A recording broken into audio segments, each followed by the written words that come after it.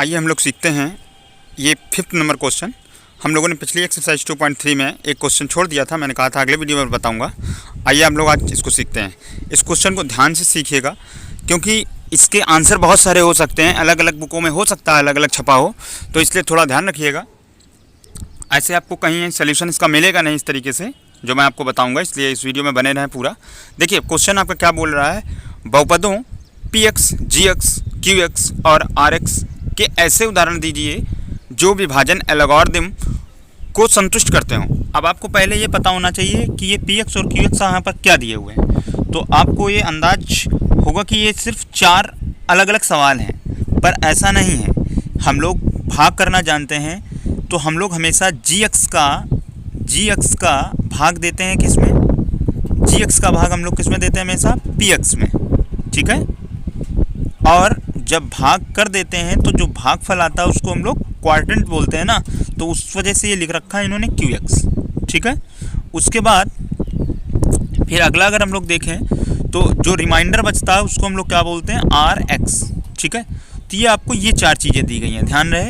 ये आपके पास क्या क्या है, बीच सबसे पहले आपको भाज्य दिया है, फिर आपको भाजक दिया है, फिर भागफल दिया है और उसके बाद शेषफल दिया है। अब इन चारों के एक ऐसे उदाहरण चाहिए जिसमें अलग अलग ये 3 सवाल हैं, ध्यान रखिएगा। ये तीनों शर्त एक साथ लागू नहीं करनी है, एक साथ लागू करेंगे तो यहाँ ये प्रूव हो जाएगा कि अगर ये तीनों कोई जो पॉलिनोमियल है वो लागू होती है जिस पे, तो इसका मतलब वो केवल नंबर है, वो एक अलजेब्रिक सवाल नहीं है, वो एक न्यूमेरिकल वाला केवल नंबर वाला जो है आपका अर्थमेटिक डिवाइडेशन होगा बस, ठीक है। तो जैसे एक अभी हम करते हैं, इसको आखिरी में ये भी बताऊंगा, या चलिए अभी बता देता हूं मैं। देखिए अगर आप खुद सोचिए, अगर हम इनको तीनों शर्तों को ध्यान से देखें तो थर्ड शर्त में क्या बोल रहा है कि rx जो हो उसकी घात, ठीक है। तो आप स्वयं सोचिए, अगर रिमाइंडर में कोई x है ही नहीं, यानी एक नंबर होगा, क्या होगा, एक नंबर होगा, कुछ कोई भी नंबर हो सकता है, x y मतलब 2 3 4 5 कुछ, चलिए मैंने 2 ले लिया। अब आप सोचिए ज़रा कि अगर सेकेंड शर्त भी बोल रहा है इसके साथ कि घात qx बराबर rx, यानी जो आपका भागफल है उसकी भी घात वही है। घात का तो मतलब यही होता है ना, x की पावर ये 0, ठीक है। अगर घात 0 है तो यानी वैल्यू 1 है, तो इसका मतलब x का वेरिएबल यानी नंबर अक्षर है ही नहीं। तो अगर घात qx और rx की भी बराबर होगी तो इसका मतलब यहाँ पर भी कोई नंबर होगा। ये ज़रूरी नहीं कि 2 ही हो, कोई भी नंबर हो सकता है, ठीक है।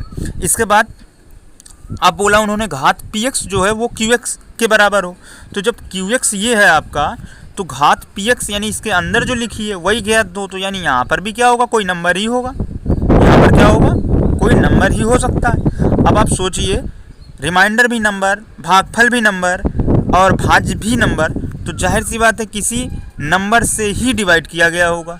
तो ये केवल और केवल अर्थमेटिक, अगर ये तीनों एक साथ किसी में लागू होंगी तो वो एक केवल अर्थमेटिक जो है आपका डिवाइडेशन होगा, ठीक है। आइए अब हम लोग अपने क्वेश्चन की तरफ पढ़ते हैं। हम लोग कैसे जानेंगे कि हमारे क्वेश्चन 3 अलग अलग हैं, इनके तीनों के अलग अलग आंसर हम कैसे ढूंढेंगे, ठीक है। तो चलिए हम लोग शुरुआत करते हैं, सबसे पहले किससे, बड़े वाले से शुरुआत करते हैं, ठीक है, नंबर 1 से। तो बिल्कुल आसान है ढूंढना, इसके आंसर बहुत सारे हो सकते हैं। देखिए जैसे अब आप इसमें थोड़ा उल्टा चलिए, घात px और qx, तो अगर यहाँ पर इस चीज़ का ख्याल रखिएगा कि घात px, तो px का मतलब अंदर जो लिखा हुआ है, और qx मतलब जो भागफल आया। तो भागफल मान लीजिए हमने कोई भी एक क्वेश्चन अपने मन से ले लिया, हमने ले लिया कि इसके यहाँ पर x² प्लस का 5x ये लिखा हुआ है, ठीक। तो इसकी घात डिग्री कितनी है, 2 है।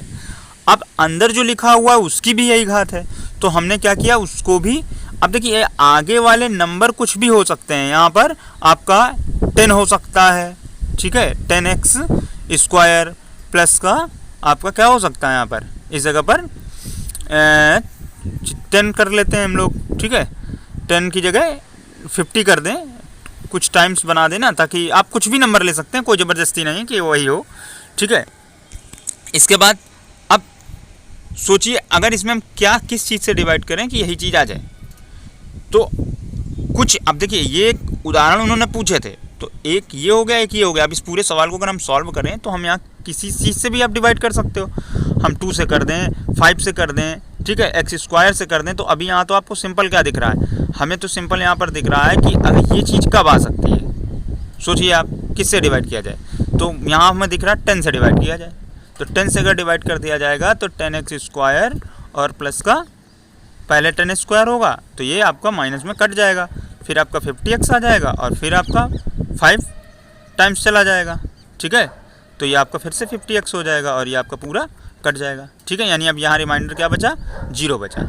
समझ गए होंगे। तो अब जैसे मैंने एक एग्जाम्पल लिया इसी तरीके आप बहुत सारे ले सकते हैं, कुछ भी ले सकते हैं। ठीक है ना, ये आप कुछ भी ले सकते हैं, बस इसका कुछ टाइम्स लीजिए, ये पूरा 2 टाइम्स 3 टाइम्स 4 टाइम्स। ठीक है, तो आपको परेशानी नहीं होगी। तो ये हमें आशा है कि आप पहला वाला क्वेश्चन समझ गए होंगे। अब आइए हम लोग सेकंड नंबर करते हैं। सेकंड में हम आंसर कैसे ढूंढेंगे, तो देखिए सेकंड के लिए भी यही आपको रूल करना है। अब उसमें भागफल और घात के लिए बोला है उन्होंने। तो देखिए अगर हम लोग घात में पहले से ही क्या मान लें, घात बोली बराबर, अब ये नहीं बोली कि कोई नंबर होगा कि नहीं होगा, तो हम कुछ भी ले सकते हैं। मान लीजिए मैंने x+1 ले लिया, यहाँ पर क्या ले लिया, रिमाइंडर में x+1 है यानी पावर कितनी है 1 है, और भागफल में भी उन्होंने बोला तो मान लीजिए मैंने ले लिया 3x प्लस का 2 ले लिया। तो अब देखिए ये घातें तो दोनों की ये यहाँ पे तो इक्वल है ना, ये पावर तो दोनों की इक्वल है, डिग्रियाँ सेम है। अब क्या कर सकते हैं हम लोग, इसमें हमें मालूम है कि हम लोग जब भी लिखते हैं तो कैसे लिखते हैं।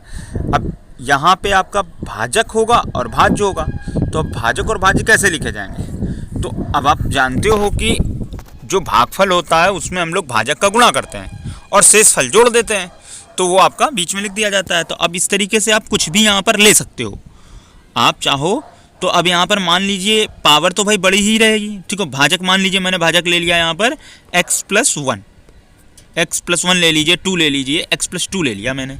तो अब x+2 का इसके साथ मल्टीप्लाई कर दीजिए, x+2 का मल्टीप्लाई कर दीजिए किसके साथ, 3x+2 के साथ। तो कैसे करेंगे हम लोग पहले 3x स्क्वायर आएगा, फिर 9x स्क्वायर आएगा, और फिर आपका कितना आएगा 2x आएगा, और फिर 6 आएगा। ठीक है, तो ये आपका क्या हो गया। अब इसमें आप ध्यान से देखिएगा तो ये यहाँ स्क्वायर नहीं होगा, ठीक है, इस जगह स्क्वायर नहीं होगा, तो ये कितना हो जाएगा 3x स्क्वायर प्लस का 11x और प्लस का 6, ये क्या आ गया आपका। और इसमें आपको क्या जोड़ देना है, ये आपको रिमाइंडर और जोड़ देना है। तो ये आपका बन जाएगा टोटल कितना यहाँ पर 3x स्क्वायर प्लस 12x और प्लस का 7। ठीक है, तो इस तरीके से आपके पास क्या बन गया, ये आपका px हो गया, ठीक है, ये आपका gx हो गया, सारे आ गए, और ये आपका qx हो गया, और ये आपका rx हो गया। ठीक है, तो इस तरीके से आंसर बहुत सारे बनाए जा सकते हैं, सिर्फ एक ही आंसर इसका नहीं है। ठीक है, तो ये सेकंड नंबर भी आपको समझ में आ गया होगा। आपको बैक साइड से चलना है और थोड़ा दिमाग लगाना है। ठीक है, कुछ खास इसमें नहीं है। पहले हम लोग क्या करते हैं, 2 चीज़ें फिक्स कर लेते हैं, समझ लीजिएगा इसको एक बार फिर से।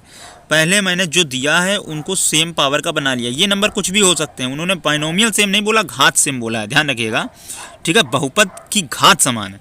और फिर उसके बाद अपने मन से आपको एक जो भाजक है वो ले लेना है, डिवाइज़र जो है अपने मन से, और उसके बाद मल्टीप्लाई अपना फार्मूला लगा के आप px भी निकाल सकते हैं। फिर उसके बाद अब थर्ड नंबर की बात करते हैं हम लोग। ठीक है, तो अब अगर थर्ड में बात करें तो थर्ड में भी देखिए, थर्ड में क्या बोला है उन्होंने कि घात जो है वो 0 है। तो अब आपको मैंने rx यानी रिमाइंडर जो है उसकी घात 0 है, तो अब इसके भी ऐसे इसी तरीके से आप कर सकते हो। अब जब रिमाइंडर अगर 0 है, रिमाइंडर की घात 0 है, रिमाइंडर 0 नहीं है, तो घात 0 है तो इसका मतलब कोई नंबर ही होगा। चलिए मैंने 7 मान लिया। तो अब अगर रिमाइंडर का नंबर ये है तो अब यहाँ पर तो कुछ भी हो सकते हैं ना, वेरिएबल भी हो सकते हैं, नहीं भी हो सकते हैं। ठीक है, तो अब यहाँ पर हम लोग जैसे मान लीजिए मैंने समझ लिया कि ये x+2 टाइम्स क्या होगा डिवाइड, ये हमारा हो गया क्या qx। ठीक, तो अब एक डिवाइड आपको अपने मन से भी लेना पड़ेगा। अब ये तो जानते ही हो कि यहाँ पे आपको कुछ बड़ा छोटा आप कैसा भी ले सकते हो, वो आपकी मर्जी है। तो मान लीजिए मैंने यहाँ पर भी ले लिया x+1। ठीक, ये क्या हो गया आपका px हो गया, qx हो गया, डिवाइड करते हैं gx से, तो gx हो गया।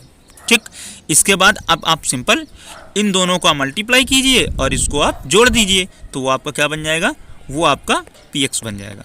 तो आइए हम लोग कर देते हैं इसका मल्टीप्लाई। तो क्या बन जाएगा मल्टीप्लाई करने में हमारे पास, तो x+2 का अगर हम लोग मल्टीप्लाई करेंगे किसमें, x+1 में, तो किस प्रकार से करेंगे हम लोग, और इसमें प्लस क्या करना है आपको, ये फार्मूला लगाना है, ध्यान रखिएगा, ठीक है। भाज्य बराबर भाजक गुणे भागफल और गुणे प्लस शेषफल, ठीक है। तो शेषफल इसमें 7 है, तो गुणा कर दीजिए तो कितना आ गया आपके पास आ जाएगा इसमें, अरे पूरा कट गया, चलिए कोई बात नहीं।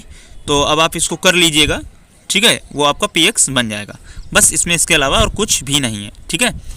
हमारे पास हमने जो है x+1 मान लिया था और x+2 मान लिया था, तो अब इनका मल्टीप्लाई करेंगे तो कितना आ जाएगा, x² आ जाएगा, प्लस का x आ जाएगा, प्लस का 2x आ जाएगा और प्लस का 2 आ जाएगा, और इसमें प्लस का रिमाइंडर 7 आपको जोड़ना था। तो ये बन जाएगा कितना, x² प्लस का 3x और प्लस का 9, ठीक है। यही आपका क्या हो जाएगा, ये आपका जो है px यानी भाज्य बन जाएगा, ठीक है, समझ गए। तो इस तरीके से आंसर इसके बहुत सारे हो सकते हैं, ये आपकी खोज है कि आप करिए, उसको सीखिए, ठीक है। इतना ही रखते हैं इस वीडियो में, इसके बाद अब अगली एक्सरसाइज मैं आपको अगले वीडियो में कराऊंगा।